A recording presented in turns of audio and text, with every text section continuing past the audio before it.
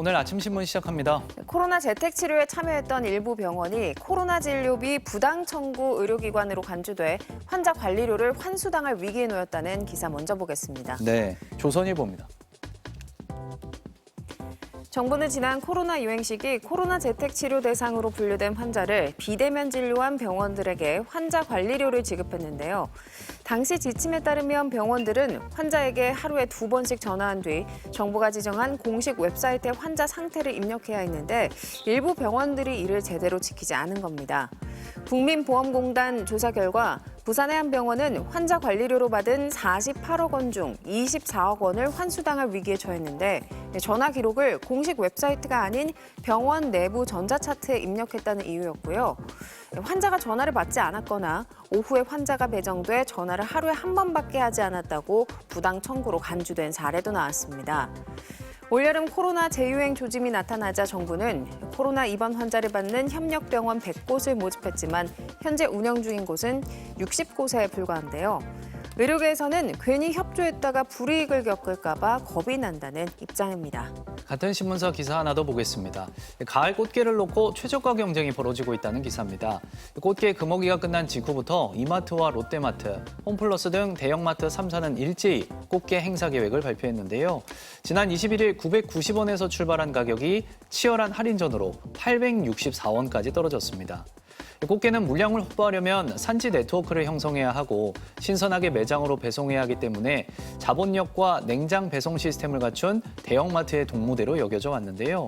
하지만 온라인 시장의 강자 쿠팡이 산지 직송 방식으로 꽃게 시장 경쟁에 참전하자 대형마트는 제철 신선식품의 주도권을 빼앗길 수 있다는 위기감을 느끼고 있다고 신문은 전했습니다. 이어서 매일경제입니다.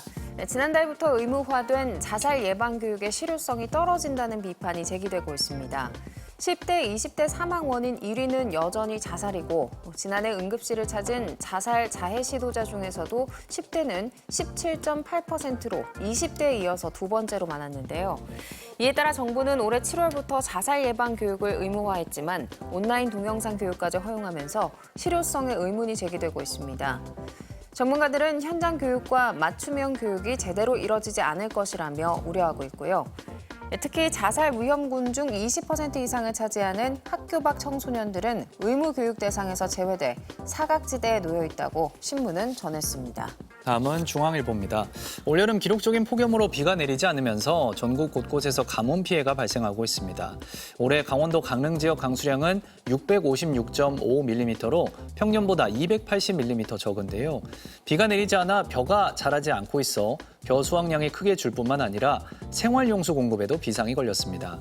울산 울주군의 보관저수지와 경북 구미시의 무을저수지 역시 바닥을 드러냈는데요. 전국적으로 저수율이 30% 미만으로 떨어진 저수지가 경북, 전남 등의 128곳에 달하는 등 저수지들이 말라가고 있다고 신문은 전했습니다. 끝으로 지역신문 기사 살펴보겠습니다. 영남일보입니다.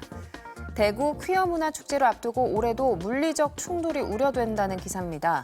지난해 퀴어 축제 당시 대구시가 축제 행렬의 대중교통 전용지구 진입을 차단하면서 적법한 집회라는 경찰과 이를 막으려는 대구시 공무원들이 물리적으로 충돌하는 사태가 벌어졌는데요. 대구시는 지난 7월 제16회 퀴어 축제가 동성로 대중교통 전용지구에서 도로 점용 허가를 얻지 않으면 불법이라는 입장을 재차 확인했습니다. 하지만 조직위는 도로 점용 허가를 받지 않고 축제 강행을 결정해 충돌 사태가 재현될 수 있다는 우려가 나옵니다. 지금까지 오늘 아침 신문이었습니다.